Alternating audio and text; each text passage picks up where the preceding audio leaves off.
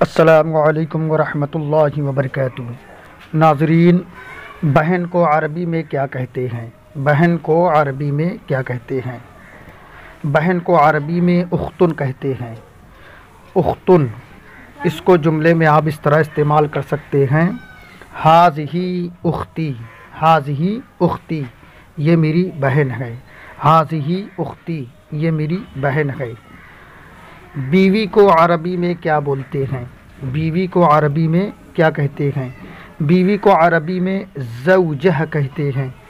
زوجہ، زوجتن، زوجتن معنی بیوی۔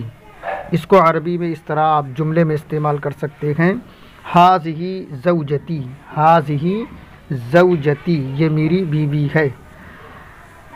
ماں کو عربی میں کیا بولتے ہیں؟ عربی میں ماں کو امن کہتے ہیں۔ امن معنی ماں۔ اس کو آپ جملے میں اس طرح استعمال کر سکتے ہیں: ہاذہی امی، ہاذہی امی، یہ میری ماں ہے۔ السلام علیکم ورحمۃ اللہ وبرکاتہ۔